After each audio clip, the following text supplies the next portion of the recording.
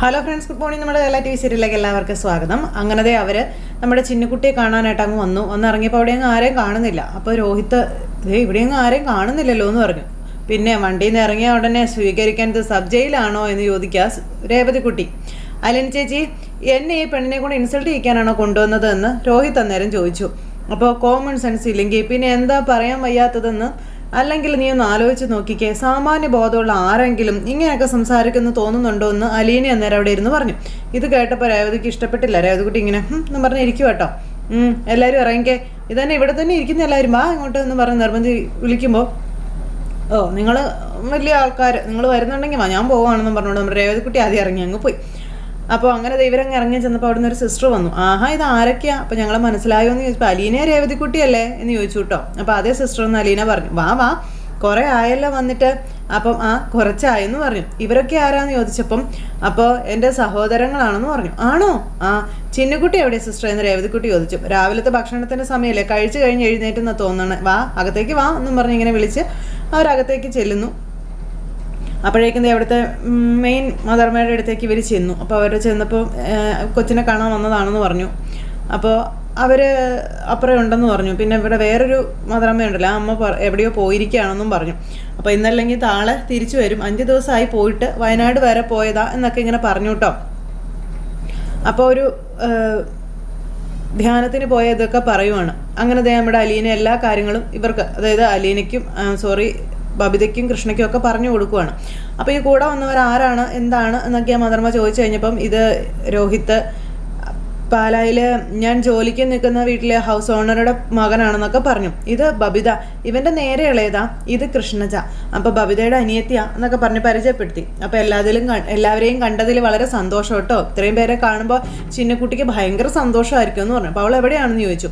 നമുക്ക് അങ്ങോട്ട് ചെല്ലാം, അവളുടെ സർപ്രൈസ് കാണാമല്ലോ എന്നും പറഞ്ഞുകൊണ്ട് ഇവരെ വിളിച്ചുകൊണ്ട് പോവുകയാണ്. അങ്ങനെ അവർ ചിന്നക്കുട്ടിയെ കാണാൻ പോകുന്നു. അപ്പോൾ ചിന്നക്കുട്ടി ബാക്കിയുള്ള കുട്ടികളെ എല്ലാവരെയും പഠിപ്പിക്കുകയാണ്, ഒരു ചൂരലൊക്കെ കയ്യിൽ പിടിച്ച്. അങ്ങനെ എല്ലാവരോടും ചോദ്യങ്ങളൊക്കെ ചോദിച്ച് എല്ലാവരും ഇങ്ങനെ ഇരിക്കുന്നു. അപ്പം നന്നായിട്ട് പഠിക്കണമെന്നൊക്കെ പറഞ്ഞൊരു ടീച്ചറായിട്ട് നിന്ന് പിള്ളേരെയൊക്കെ പഠിപ്പിക്കുകയൊക്കെ ചെയ്യുന്നു. പിന്നെ അടുത്ത കൊച്ച് ടീച്ചറായിട്ട് നിന്ന് കളിക്കുന്നു. അപ്പോൾ ചിന്നുകുട്ടിയോട് ചോദ്യങ്ങൾ ചോദിക്കുന്നു. അപ്പോൾ ചിന്നുകുട്ടി ഉത്തരം പറയാതെ വന്നപ്പോഴത്തേക്ക് ഇന്നത്തേക്ക് ക്ഷമിച്ചിരിക്കുന്നു എന്നൊക്കെ പറഞ്ഞുകൊണ്ട് ഇങ്ങനെ നിൽക്കുന്ന സമയത്ത് ചിന്നുകുട്ടിയേ എന്നും പറഞ്ഞൊരു വിളി. ചിന്നുകുട്ടി ഇവരെ കണ്ടപ്പോഴത്തേക്ക് എല്ലാം കൂടി എറിഞ്ഞ് ഓടി അങ്ങ് ചെന്നു കേട്ടോ. അപ്പോൾ ജയതി ചേച്ചി എന്നും പറഞ്ഞങ്ങ് വിളിച്ചു.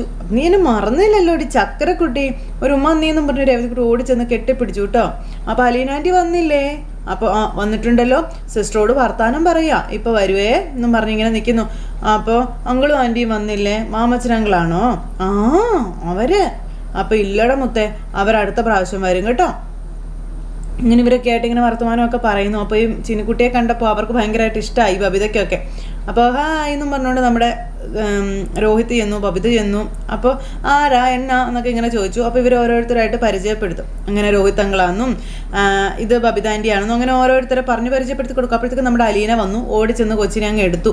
അങ്ങനെ അതിനെ കെട്ടിപ്പിടിച്ചൊരു ഉമ്മയൊക്കെ കൊടുത്തു. പിന്നെ അവരെല്ലാവരും കൂടി ആ ഒരു മുറ്റത്തോടെ ആ കുഞ്ഞിനെയും കൊണ്ട് ഓടി കളിച്ച് നടന്നും പിള്ളേരെ കളിപ്പിച്ചും അങ്ങനെ എല്ലാവരും സന്തോഷത്തോടു കൂടി ഇങ്ങനെ ഇരിക്കും. അപ്പോൾ ചിന്നുകുട്ടിക്ക് പുത്തൻ ഉടുപ്പൊക്കെ വാങ്ങിച്ചുകൊണ്ട് കൊടുത്തായിരുന്നു. ആ ഉടുപ്പൊക്കെ ചിന്നുകുട്ടി ഇടിയിച്ചു.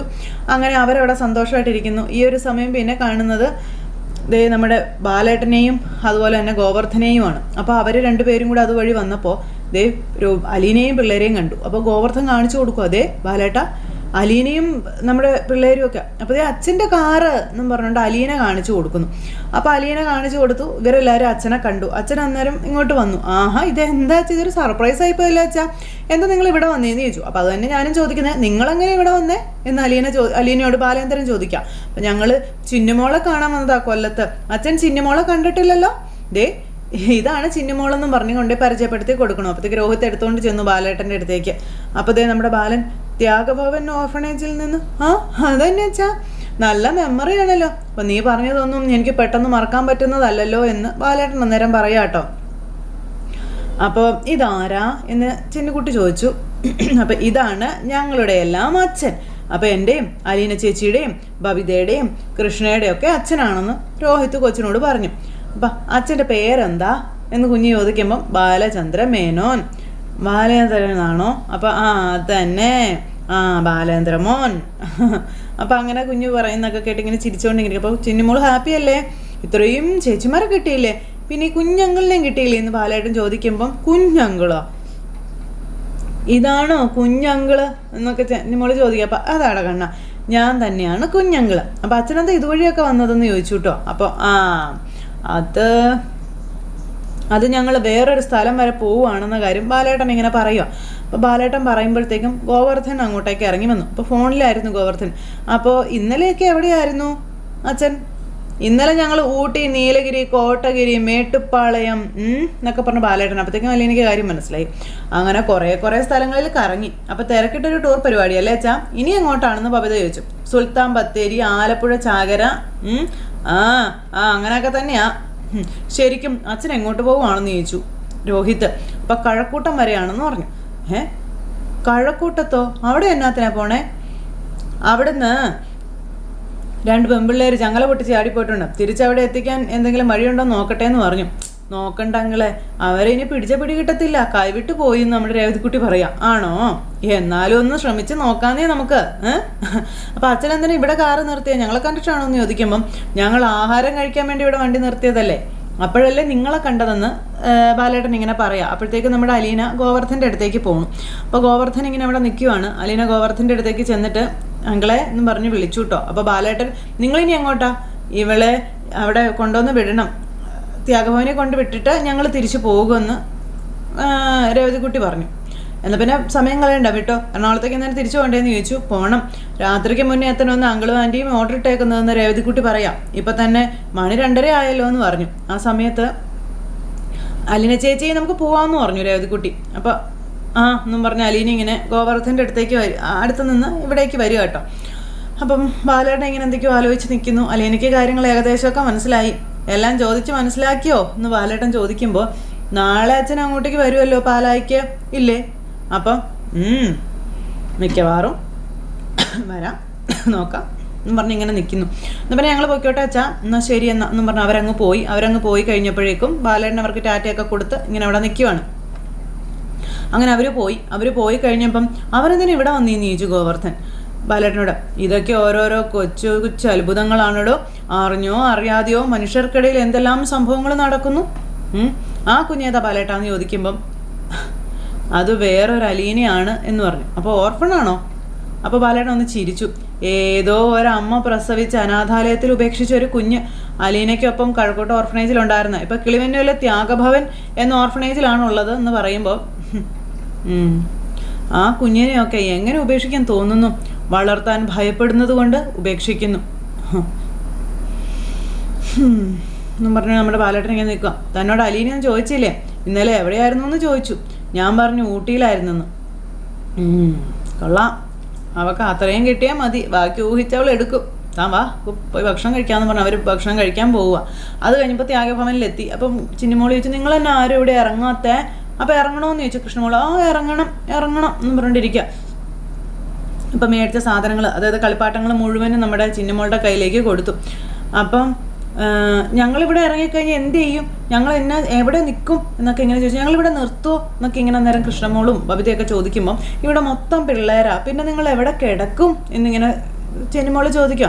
അതാണ് നിങ്ങളൊക്കെ എന്നതാ വിചാരിച്ച, ഇവിടെ കിടക്കാൻ സ്ഥലമൊന്നുമില്ല, നമ്മളെയൊക്കെ വെറുതെ താറെ കിടത്താൻ പറ്റുമോ? അല്ല ചിന്നിമോളെ, അതാ ഞാൻ പറഞ്ഞേ എന്ന് ചിന്നിമോൾ അന്നേരം പറയുക കേട്ടോ. ഇപ്പം എല്ലാവർക്കും മനസ്സിലായില്ലേ, നമ്മൾക്ക് കിടക്കാനുള്ള മുറിയും ബെഡും ഒക്കെ ഇവിടെ ഉണ്ടാകുന്ന കാലത്ത് നമ്മളിവിടെ കിടത്തും അല്ല മോളുവോ എന്ന് ചോദിച്ചു അലീന. അപ്പം കിടത്തും എന്ന് ചിന്നിക്കുട്ടി. കേട്ടല്ലോ, അഥവാ ഇനി അങ്ങനെ കിടക്കണമെങ്കിൽ സിസ്റ്റർ അമ്മയും കൂടി സമ്മതിക്കണം അല്ലേ മോളെ? അതും ശരിയാണെന്ന് ചിന്നിക്കുട്ടി പറയണു.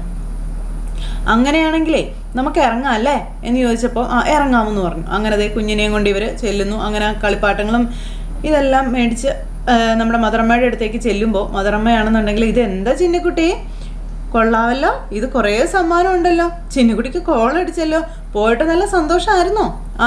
സന്തോഷമൊക്കെ ആയിരുന്നു എന്ന് ചിന്നിക്കുട്ടി പറഞ്ഞു. അപ്പോൾ എന്തുമാത്രം സന്തോഷം ഉണ്ടായി? അപ്പോൾ കുറേ സന്തോഷം ഉണ്ടായി. വയറ് നിറഞ്ഞോ എന്ന് ചോദിച്ചു.